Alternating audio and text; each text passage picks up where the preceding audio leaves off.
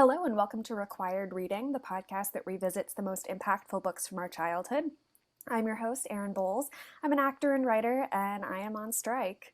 Our guest today is Yamini Nambimadom. She is an actress, writer, and comedian based in LA. She hosts the podcast Pillow Fight, a sleepover-themed pop culture and current events podcast, as well as the bi-monthly comedy variety show Chicago Tens. Her buddy comedy short California Sober is currently in pre-production, so stay up to date at Cali Sober Film on Instagram. And any other time, Yamini can be found everywhere at Show Me the Yams, YAMZ, announcing her silly little opinions in the town square. Welcome, Yamini.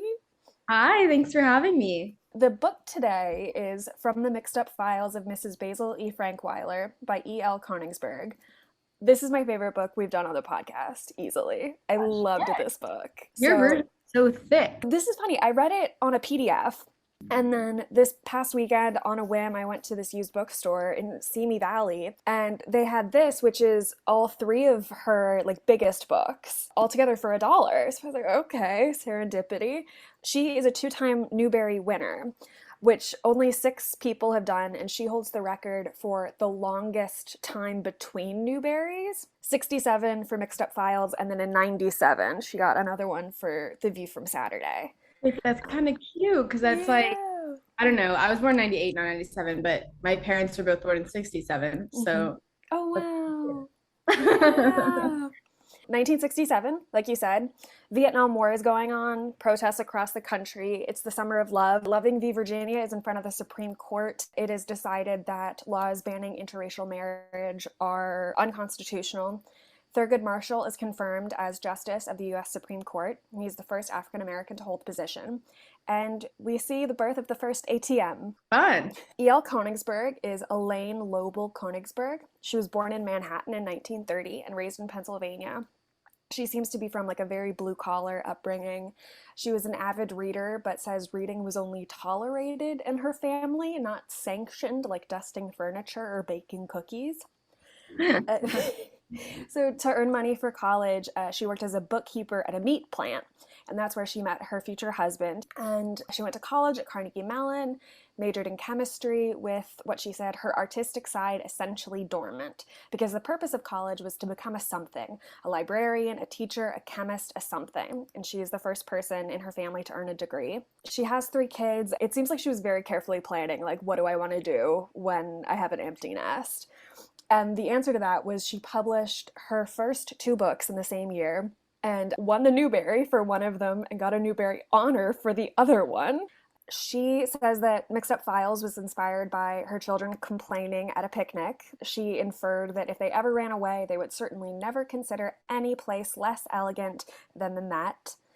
And she describes her characters as being softly comfortable on the outside and solidly uncomfortable on the inside. She taught at a girls' school for a while and learned that all of these, young women who have it all were just as uncomfortable as she was growing up.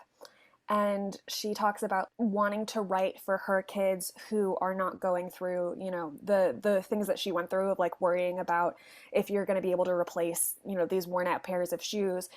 But those kids still have the same basic problems and questions. She says the kids I write are asking for the same things I wanted. They want 2 contradictory things. They want to be the same as everyone else, and they want to be different from everyone else. And they want acceptance for both. I love her. I love her. I know she wrote all of her stories were about her kids and then her grandkids. Cute, sweet. And I love that it seems like one of the biggest pillars is treat kids with respect and take their word for things. So how did this book come to you? What's your story with the book? I don't remember how it originally came to me. I want to say that one of my mom's friends told her, I really think your daughter will like this book. And I read it probably maybe 2nd grade, I want to say. I was a big advanced reader. I loved reading and I definitely devoured the book. And I think it was it had a young female protagonist who I think reading it back, I really understand why I resonated with her so much. And she had a little brother and that was the same as me. And then when I was in 4th grade, it was required reading for school. That I remember is I had already read it. So I was I don't need to pay as much attention when we do it in school this time. And then I kind of flunked a pop quiz. Oh no. And then I had to like take it home and get my mom's signature on it because I like did badly. And I tried to forge her signature, but badly. And I had to like, it was like this whole thing that was just so funny to me. But I remember we took the pop quizzes, like because it was about Michelangelo, like because Yeah. Michelangelo's featured in the book. Like he was known for painting the Sistine Chapel and lying on his back and painting above him. We took the pop quizzes like under our desks with the quiz like taped to the bottom of the Oh desk. my I remember gosh. like that being a cute thing that like my teacher did to like make it more fun. But I hadn't read the book since then, since fourth grade. So coming back to it was definitely like such a joy to revisit. Like I remember it was about kids running away to the Met, but I didn't really remember all the complexities of it.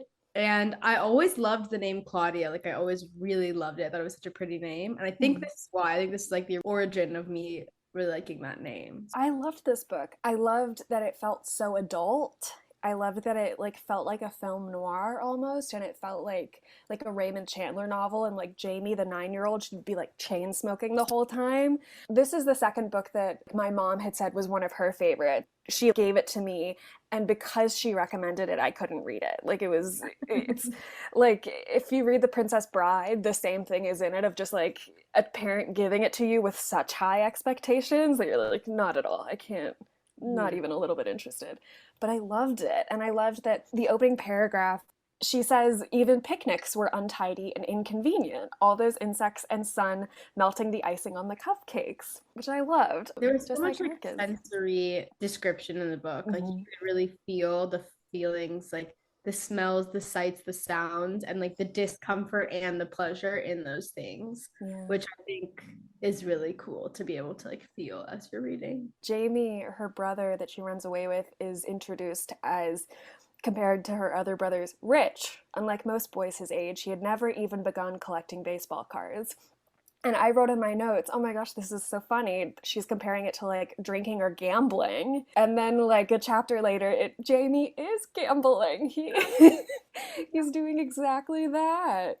The cheater gambler. Yeah. But I wanted to ask, did you ever have a plan like this with your brother? Is there any similarities that you saw between you and Claudia, but also relationships? I definitely just really related to this like older sister feeling kind of dismissed or devalued by the family unit as a whole. Just kind of like so much of your day-to-day life like keeps on turning because of me and you don't even know it and you don't realize it. And like my brother's 6 years younger than me, so we were never at the like age points where like he would be running away with me. Like that was not everything didn't line up. But I do feel like there is this kind of older sibling, younger sibling thing where when you're the older sibling, you feel like you know everything and you only have to teach them. And then you learn kind of from knowing them that there's so much you can learn from someone younger. And also that two people who have like experienced the same upbringing can turn out really different. And that is like a really fascinating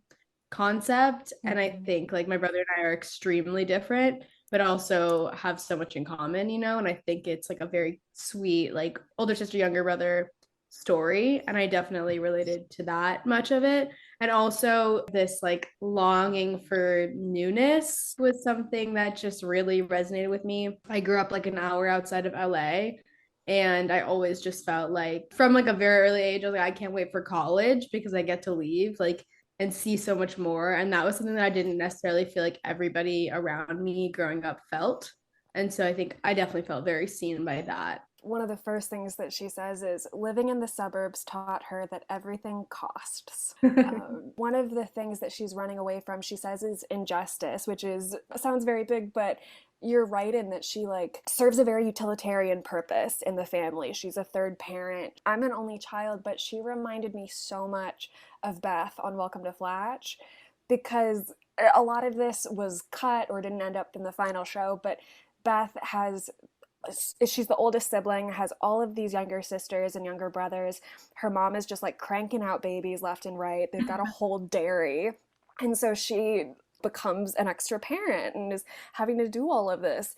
And it was, I miss Beth so much. It was really nice to be back in her head for a second. She says she's running away from injustice and the monotony of everything, Mm-hmm. which felt so so much like childhood. I think childhood felt like so slow, especially we're reading this in early August or mid August, I guess. And I think that was like the slowest time of year of just waiting and For waiting. school to start Hmm. again. I don't know about you, but I was like one of the most easily bored children of all time. Like Yeah. parents would fear for summer. Like kids love summer because you can do whatever you want. But I was just so the afternoon that school got out, I would just be like kicking my feet, kicking and screaming, like I'm so bored. And I just really like always was like I want to be sucked into some great adventure. And I still feel like I'm an easily bored person, but we have so much like technology and Yeah. stuff. It's so much easier to just like get your dopamine hit now. But I definitely really related to that. Just like fed up with everything and also fed up with nothing and just like wanting an escape from that. Her mother's friends described New York as exhausting and made them nervous, which same. It makes me I very nervous. It's just actually read the book on the mhm. plane coming back to New York. That Wow. was like cute and sweet. And it was funny because the Met in the book, the Met is free. Yes.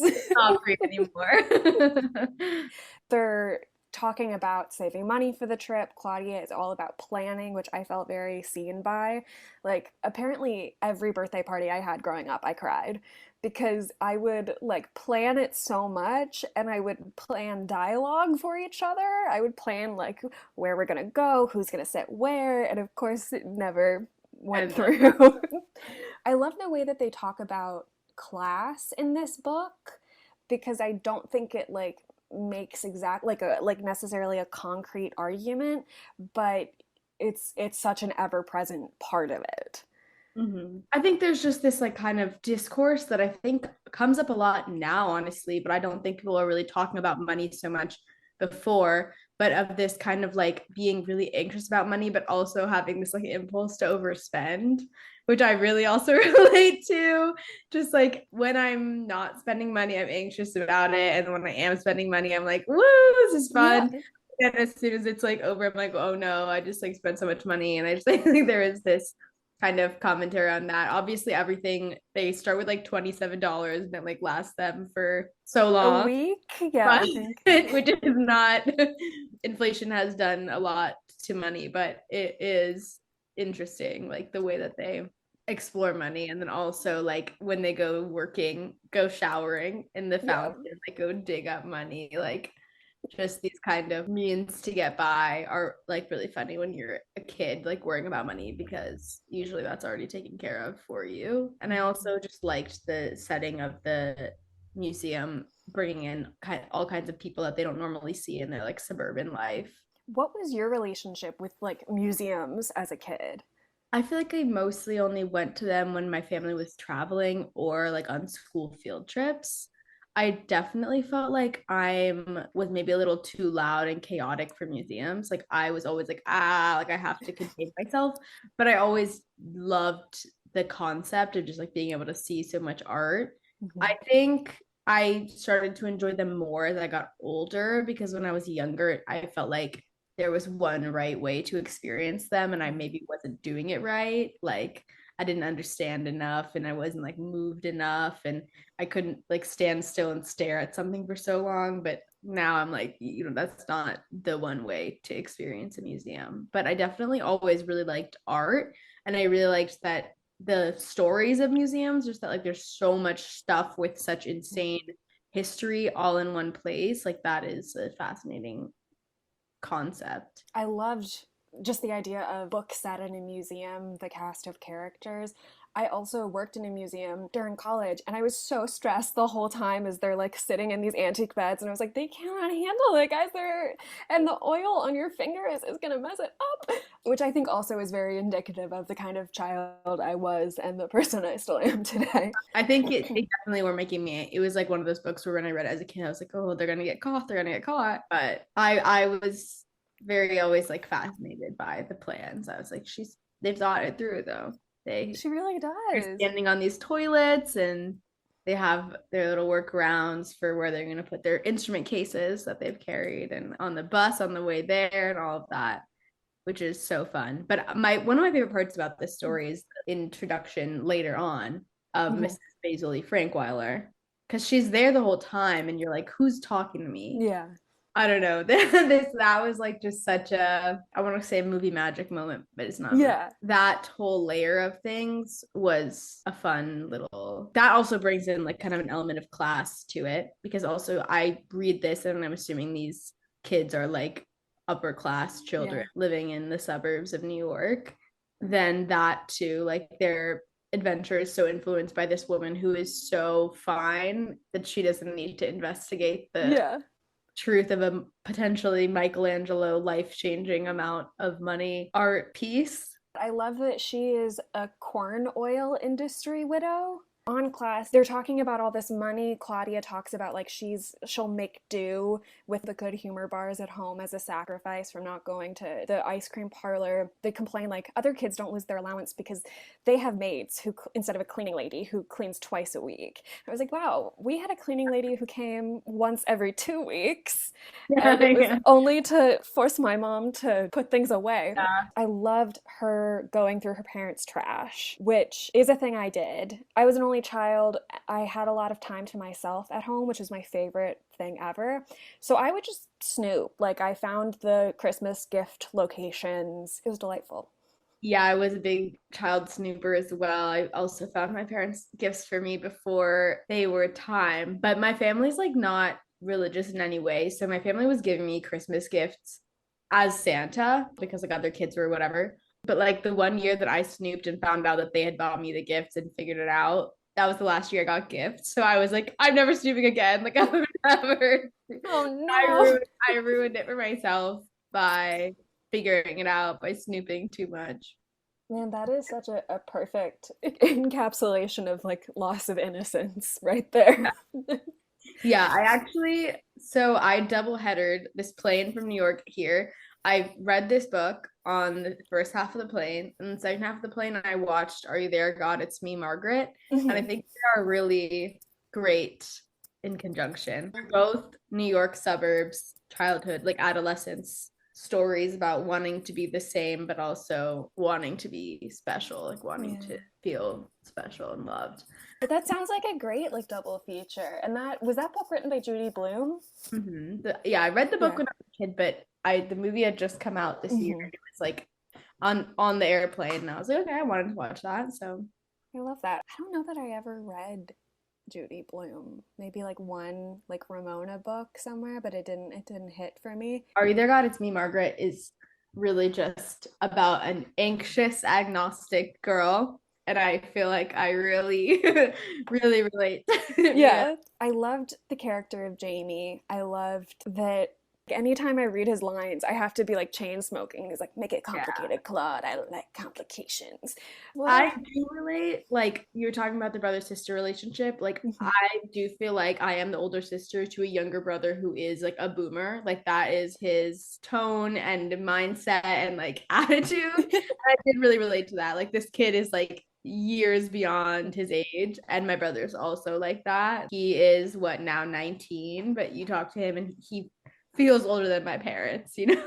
His taste, his thoughts, just like the way he speaks is so funny like that. I really saw that in Jamie as well. His title kept getting like grander as time passed. So he went from like treasurer to chancellor of the exchequer within like Yeah. a chapter. I loved that he called wearing shoes all the time tyranny. They And both and were anti-injustice. yes, Jamie has such a clarity of what he wants, of what he likes and what he doesn't like. And I think Claudia is getting into that place where you start to lose that a little bit, or Mhm. it just gets harder to put a concrete name on what you need and want. Meeting the social norms of like her life and the expectations that people have of her, that it's maybe harder and harder to like identify those likes and dislikes as opposed Mhm. to what feels like put on you. But I feel like she definitely has them, and Yeah. you like see them come out. Absolutely.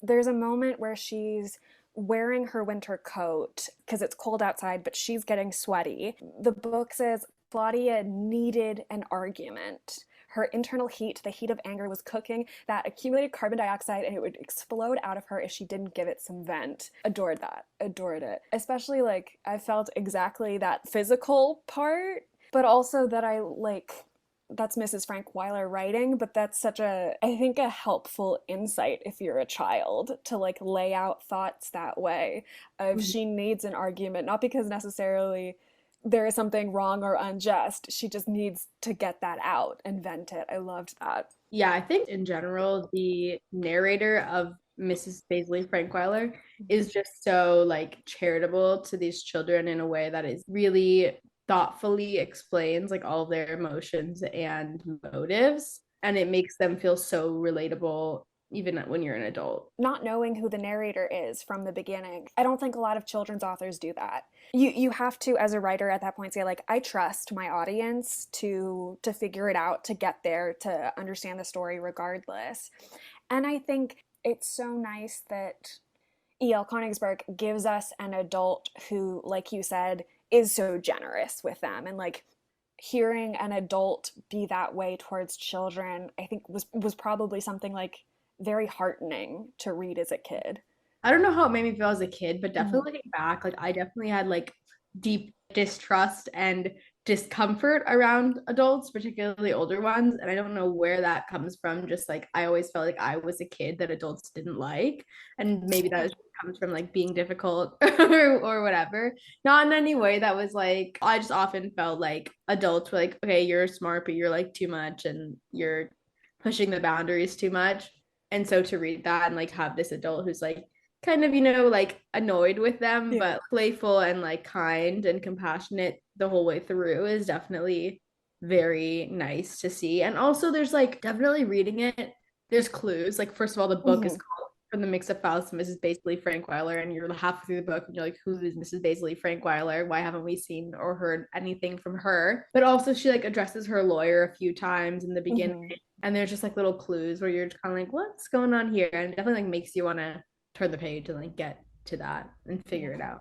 It really is a page turner. To There's a go. lot of sensory stuff with Mhm. Claudia that I noticed. Like it's just I feel like she has to be Yeah. physically comfortable in her clothes and Hmm. like her surroundings to be like thinking straight, which I Yeah. really understood. Like I was definitely the kind of kid where like I would have such tantrums if like my mom came home from Target with like underwear that was like hugging at my butt in the Hmm. wrong way, and like I would ruin adults' days because like my socks were falling off of my foot a little bit. Yeah, I think also when you're a kid, if you're prone to feeling like that, Yeah. and if that is like more day ruining than like any Yeah. big thing, like I hadn't noticed that about Claudia being like, she's obviously not talking, but so much of Claudia's experiences, including that really sensation based writing. I hadn't noticed that. something that I just related to, just like highly sensitive. And I don't mean that in Mhm. like the way that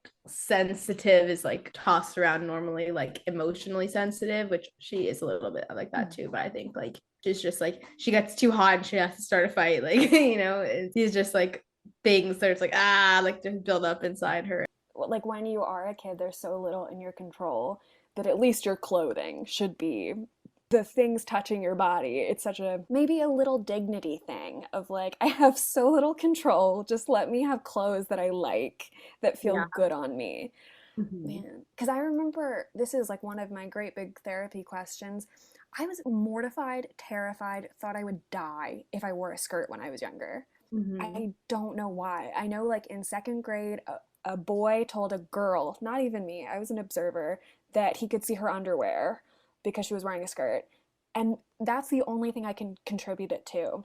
But Yeah, fear of being caught. With yeah, I don't think I had anything like that, but I definitely had just I was definitely the kind of kid that was like, I want to wear this like Christmas holiday party dress to go hiking. Like, and I will not stand for it if you don't let me. I'll wear the right shoes, but like why wrong with me wearing this to go yeah, for a trek? Like I don't really understand. Like I'm doing the same, like I don't so my parents just kind of became the people that they were like, fine, like I guess this is what you're gonna do. And yeah, there's like pictures of me going hiking in like my party dress and like I had this one like jacket that had dog ears on it that was just like meant to be like your bed, like in your bed you would play with that. right. I was like, I'm gonna wear that everywhere and just like things like that. Like it just I had to wear certain things like all the time. Mhm.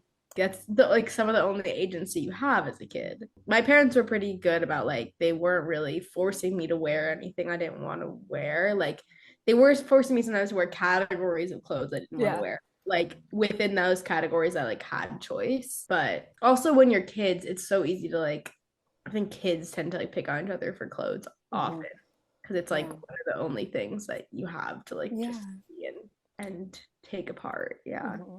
When I like put my foot down to my mom and was like, I'm not gonna wear skirts, we would like be in stores and she'd be like, this would look so nice on you. Hmm.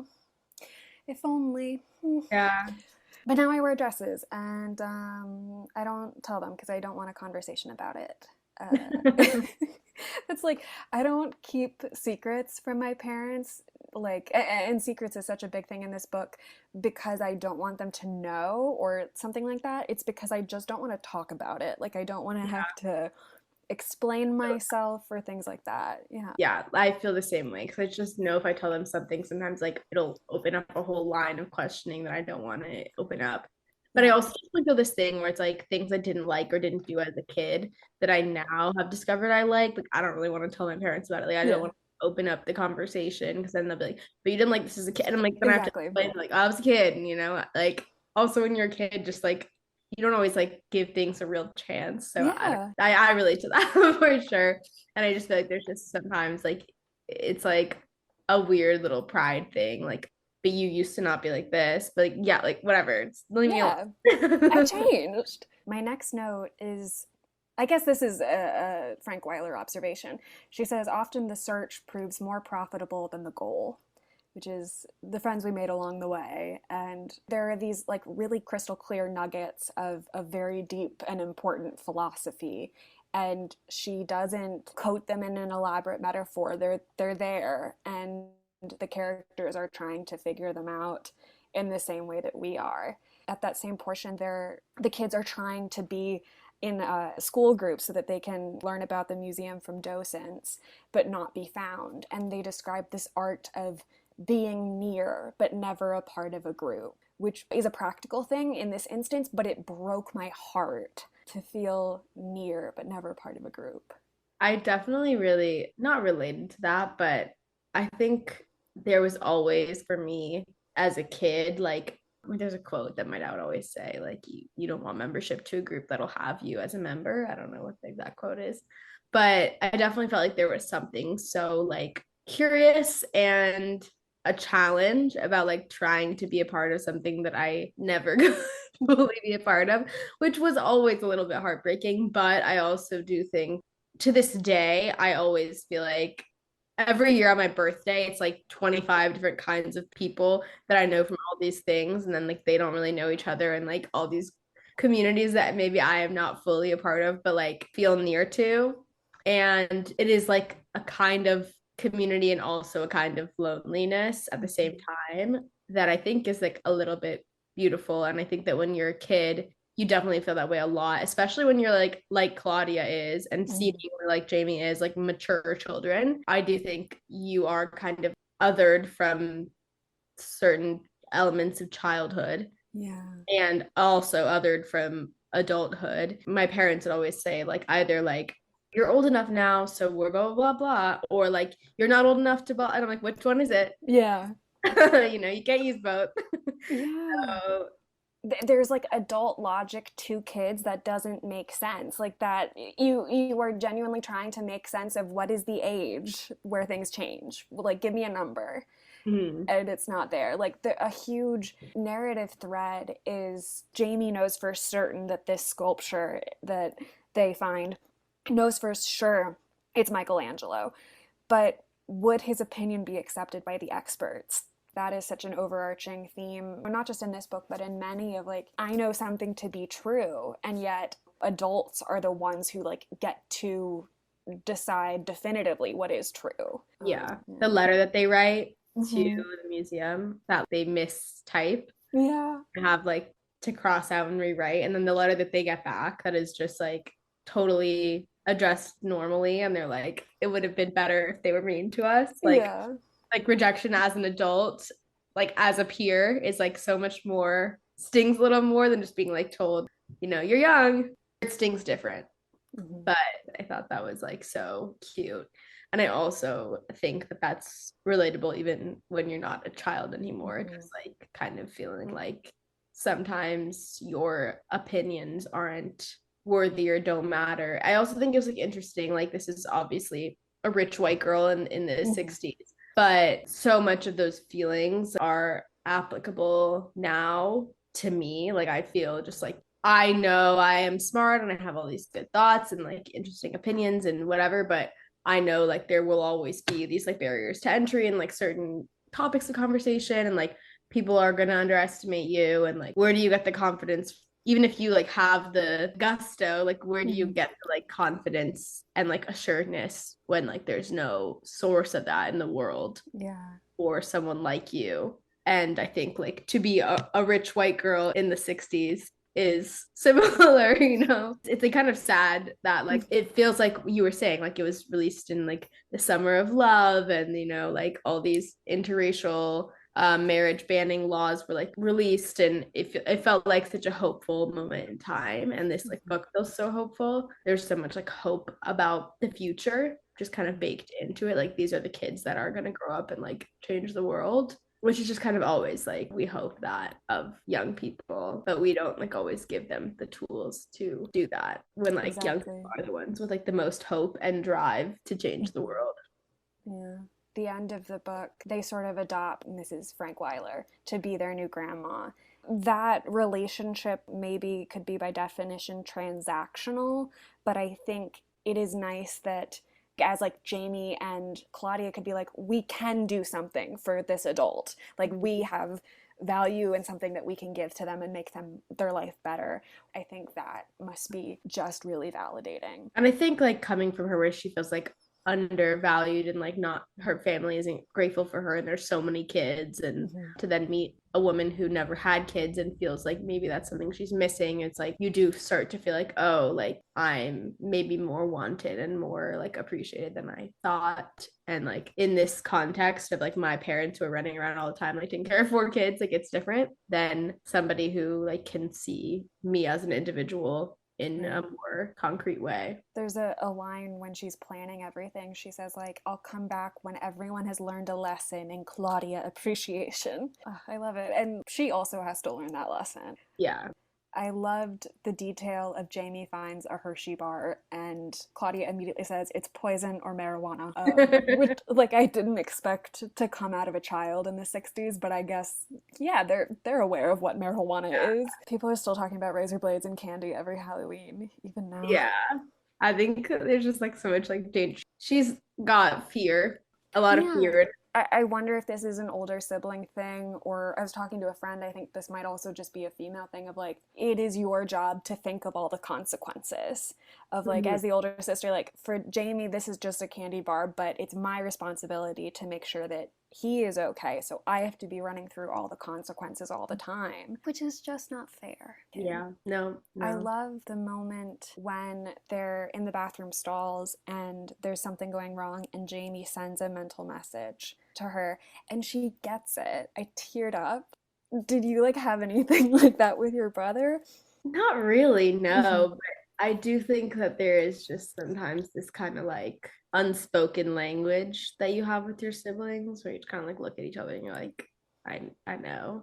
And I also think you kind of inherit similar procedural coping mechanisms and things like that that are all kind of like you impulsively or like instinctually do kind of similar things when like you're under stress, maybe because you've been raised by the same people and like the same circumstances. Even though you're raised a little different, you kind of adapt to things similarly sometimes. I've never had like a telepathy moment with my brother, but sometimes like we've come to the same things individually and been like, oh, we handled that in the same way, or like we had the same thought about that. I also just like about Claudia so much, just like the heightened sense of wonder and like dreaminess of her held at the same time as the like so much fear and anxiety, which I just really like to this day relate to so much. Like it's like I want to do everything, but also everything is so scary, which is kind of a fact of life, but it is very like a beautiful human experience to like be trying to like have the biggest dreams and biggest life imaginable and also just being kind of afraid of everything. of wanting the most magical and also being afraid of maybe what you wish for. Yeah, it's everything's terrifying. And I think the kind of crux of the book is wanting to be different and this idea of difference. There's this moment where they're trying to decide whether, we leave the museum or not. But Claudia says the difference is not enough. Like being born with perfect pitch or being born very ordinary and then winning the Congressional Medal of Honor or getting an Academy Award. Those are differences that will last a lifetime. Finding out about Angel will be that kind of difference. And then Jamie says, I think you're different already, Claude. I cried. What's prefacing that is like going to grandpa's, going to summer camp. It never changes the world that you're coming back to, the self that you're coming back to, the person that your parents know and expect you to be. She won't go home different. Yeah. Yeah, because this is a phenomenal thing. She's in the newspaper. It is so huge. And to have all of that and come back just with yourself. I don't know how to put it into words, but yeah, you feel that sting still. I think that you always kind of hope something big will happen to you, and like your life is like a movie. You want to be the main character, that's kind of how I think she is experiencing long before sociologists would ever call it this main character syndrome. Yep, absolutely. And yeah, I do think that there is just especially when you're from some place where you feel like everyone's the same, everything's the same, every day is the same, you want something that even if other people don't think it's special, it's enough to make you feel good about yourself and feel confident about yourself to get through to whatever the next thing is.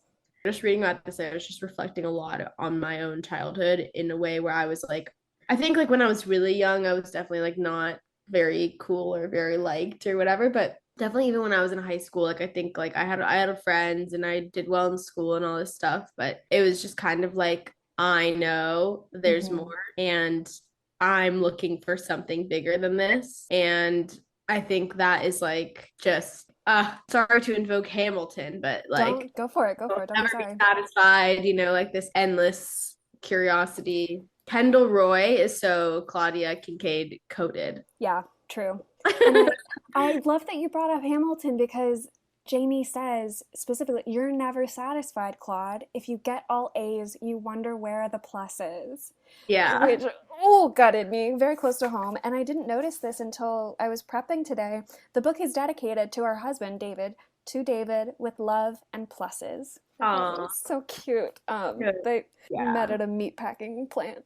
I'm so moved by their relationship. At one point, Jamie says, well, you've known me as long as I've known me. So he trusts her judgment of him. And only child, there must be something very comforting in that idea if you do believe that this person, knows you inside and out, because I think the self can be very hard to know, to have this person who has been there, who's shared all the same experiences or most of the same experiences. It was so tender. And I've been jealous of people with siblings, I think mostly because I was bored growing up, like you said, it was very lonely. But I was jealous of the intimacy and the love and the trust between them. I was very moved. I definitely think there's also something really beautiful about how your younger sibling sees you, because I think as an older sibling, it definitely feels like a lot of responsibility and a lot of pressure to be this kind of third parent sometimes to your siblings and be a good representative of how things are going to go, and also to please your parents and all this stuff. And my brother, I feel is much more of the kid of my parents. He's much more like them in terms of interests and stuff. I think maybe personality wise, we're both a reflection of our parents, but interest wise, I always think he's the kid they wanted and all this stuff. And I always thought of that, had that narrative in my head. And had that narrative around my parents, they must be so glad that they have this kid now. But my brother, I think, was always filled with wonder that I did all these things no one in my family did, and to hear that from him made me feel so much more I'm gonna cry. I'm tearing up. Much more he never would say this in earnest, but I would be oh, what do you mean they're upset with you? your grades, like you're taking AP physics, like I never took that. And he was like, you're like a star, like you're doing so many big things, like no one in our family would ever like dream of that. And like I think you are like being he was like, you're being stupid right now, like the things that you were good at, like I'll never be good at, and like no one in our family is good at, so like it's hard to feel bad for you. He would like say things like that to me. I need a tissue. Yeah, go get a tissue. Go get a tissue. Me too. This is the first time anyone's cried, surprisingly. Okay.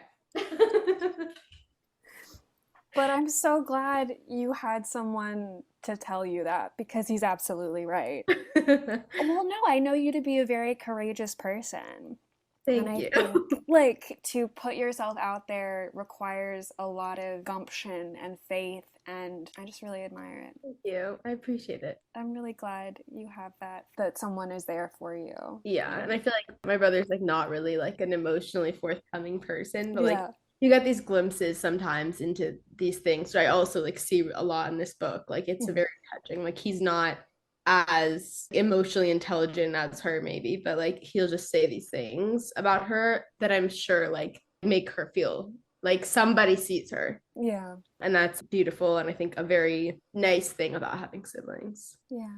And I think that's all you want as a kid and as an adult, is to be seen and understood exactly as you are. And I think to be understood sort of like intuitively and automatically, which who could do but a sibling?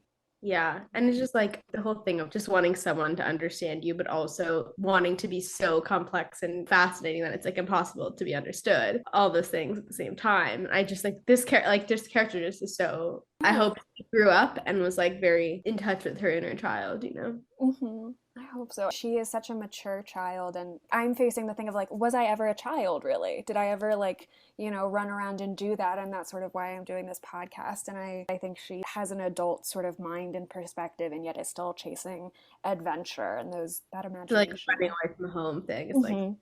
child like fantasy, Mm-hmm. and we all talked about it, but she did it in a big way. My heart broke a lot in this. But at one point, Claudia says, I haven't had a decent picture taken since I've been able to walk. And later says, Mother never even bought my school picture the last 2 years. Jesus Christ.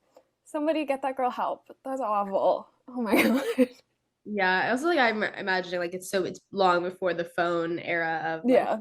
constant snaps. The picture in the newspaper being so old. It was so fun. It's also like the passage of time when you're a kid is so big. Yeah, I mean, 2 years is, as a kid, that's like change you want to document. Things don't move like that when you're an adult. I remember hearing this once, like when I was in middle school. Someone told me this, and it kind of like blew my mind. But like every day as you get older is less and less of your life proportionally. But when you're a kid, like one day is a big amount of time. Like time moves so slowly in the moment and then so fast in retrospect. Kind of wild. Absolutely. Like I've seen babies who were born in like 2020, and it's like you are like full, like you are kids now, and like you were just like I blinked. I feel like I look the same, Yeah. but you are a whole person now, that's really crazy. Yeah. I love that when they meet Mrs. Basil Frankweiler, Claudia wants to hold on to this secret of where they were so tight. And at one point she says, if I tell, then I know for sure that my adventure is over, and I don't want it to be over until I'm sure I've had enough, which is so, so relatable and universal. But I love Frankweiler's response because it's hard, kind of rough and adult, but also very gentle and true. She says, the adventure is over. Everything gets over, and nothing is ever enough except the part you carry with you. Wow. Wow. And that Frankweiler understands this importance of secrets so well that they're talking about, why did you sell the statue for like $200? And she says, I need having the secret more than I need the money. And that secrets make you different on the inside where it counts. One of the big takeaways is like, kids deserve things that are their own. Kids deserve like a private internal world Mhm. She was just dropping so many bits of knowledge and wisdom. There's like, happiness is excitement that has found a settling down place, but there is always a little corner that keeps flapping around. Oh my God. I was just thinking about my dog when I read that. I remember just like a little corner that keeps flopping around. Just twitching. Yeah. It's like, ooh. There were And so many times I was like, oh, that's an insightful thing. And then I was reading it on my iPad Kindle app, and there were so many parts where it was like 99% of readers highlighted this quote. It was just like the wisdoms. yeah, the last wisdom that I took from it, this is a longer quote, but she says, I think you should learn, of course, and some days you must learn a great deal. But you should also have days when you allow what is already in you to swell up inside of you until it touches everything, and you can feel it inside you. And if you never take time out to let that happen, then you just accumulate facts, and they begin to rattle around inside of you. You can make noise with them, but never really feel anything with them. It's hollow. What a whew, what a takeaway. And I think also like in terms of looking at kids, I took it to sort of be like, you can trust yourself, you can trust the things that are already there, you can trust your intuition, and that the things that are already inside of you. I think as a kid there's so much on the future, there's so much looking forward of the person you will be, and I think Frankweiler and Konigsburg is saying the person you already are matters. I'm so glad that somebody said it and it's out there and that I got Mhm. to read it. I think that like quote is like just so beautiful. And I also just think it's also just like really like a trust your emotional Mm-hmm. experience. Your emotional experience is rooted in all the knowledge you've accumulated. And if you're someone that's like interested in learning and interested in learning about yourself, like you will acquire that knowledge just by being curious. And then you should let yourself live in the moments of experiencing life through the lens that you have created, and not just seek to know, no, no, no, because then you never experience life. Yeah. And I think that is like, especially for kids, like it's beautiful to hear, but like when you're an adult and after the point that you've reached where like I feel like I'm finally getting out of this hump, which is just like once you've graduated college or whatever the goal is in your like childhood life, that's like you got to get to this goal, then you're like I'm just floundering in the Yeah. universe with like no end in sight. But it's like you gotta just trust like everything I've learned and everything I know was all for a purpose, and like I learned something, I did something, and like now I'm just gonna live in the moment Mm-hmm. sometimes, and like that is okay to do. Yeah. I was capable enough to get myself here, and I will be capable enough to get myself to the next place. Yeah. Yeah. My last thing is, how do you feel about the motherhood aspect that comes in at the very end with Frank Weiler never having had kids and finding, because I think she says something that I have heard many people say. It's like, I'm not really interested in being a parent. I'm very interested in being a grandparent. And I don't know how I feel about it. I think like maybe I'm just trying to find something to be divisive about in terms of motherhood, you know? Like, not all women have to be mothers, but I don't know. I think this book was like written so clearly from like a place of like a mother loving her children Mm-hmm. and like wanting the best for her children. So I think that definitely colors like the whole book that you're reading, especially because you never see parents in the book. Like Mm-hmm. it's not about parents, like about kids like own experience. And then the kind of experience that I have not thought far enough about, like, Mm-hmm. do I want kids or not? Like I feel like people have such strong feelings about it, but I don't really have like I feel like if it happens, it happens. If it doesn't happen, it doesn't happen. Like I'm living in the moment right now. I'm not like trying to plan for that in any way. But I do think like relationships with kids are very important to me. And like I've loved babysitting and stuff. And I just think there is something you gain differently from knowing a child that is not your responsibility. Mm-hmm. And there is like something very beautiful about just like being able to like access their wisdom without having to like be, there is kind of a dampening of that happens. Yeah. Are their parent, like you are responsible for every inch of their life. And I think that like that was what kind of allowed Mrs. Basil Frankweiler to really see them and like hear them and not like be panicked, stressed out, like like I would take these kids back home, Mm-hmm. but just like really like understand and like experience the mindset of kids who like are not fettered by the limitations of adulthood. But I don't know, I don't think it lends like a strong like you have Mm-hmm. mother kind of purpose, like, but I do think there is like it's important to like have not relationships with children, but Yeah. like be open-minded to like hearing children, Mhm. like and like treating them like people that you get perspective from and hear from and like take seriously, even if you're not, and especially are if you are a Mhm. parent. Like I think that there is like kind of a parents don't always like get to see that wonder in their own Yeah. children sometimes, but like it's there. So I don't know. I think there's like a way more of a motherhood thing in Are You There, God? It's Me, Margaret, which Mhm. is what I followed with. But I think also like it was written in the 60s, right? Like I think there's a very at that point in time, like Hot all button issue. Yeah. yeah. So, final question. Do you consider this required reading? I feel like I'm like it's like I'm such a not black and white thinker. I'm like, oh, it's required or not. Like you should read it if you want to read it. Yeah. But I do think like particularly if you are a woman and felt like in a family like you were kind of early made into like a very like a mature for your age child, I think it resonated with me a lot for that reason. Like just kind of this like anxious children. I really feel very, I'm like, oh my gosh, like I love Mhm. you so much and like I want the best for you. And I also just think there's so if you like art history, like it's such a beautiful book.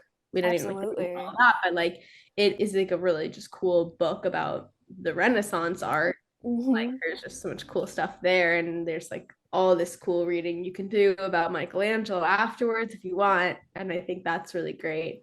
I also just love, any piece of media that treats like children's issues as seriously and as beautifully as adults issues. Like I think this is like a book that children and adults like will equally relate to and find like Absolutely.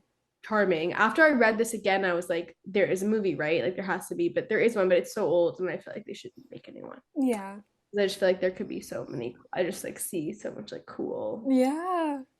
But Oh my I gosh. definitely think it's a really great book, and I'm glad that I got to revisit it. So thanks for allowing me the chance Oh my to. gosh. Thank you so much for picking this. I loved this book so deeply. I think required reading absolutely. Just for being a great fun read, even just on the basis of that, I thought I loved this It's so book. easy to read too. Like I feel Hmm. like I just kind of get stressed out sometimes by like how much books ask of you, but this is like fun, delightful. You learn something new on every page, but also it's over quick and it's like easy to understand. Absolutely. Yeah, great and accessible. Do you have anything to plug?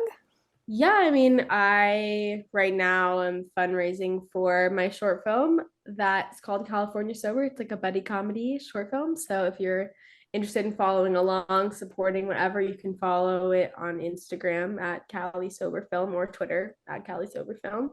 And otherwise, I'm always doing shows in LA and lots of random stuff that you can keep up with everywhere on all platforms. Show me the yams, yams, YAMZ. Thank you for coming. Thank you for bringing this book into my life. Thank you. I'm glad. I'm glad.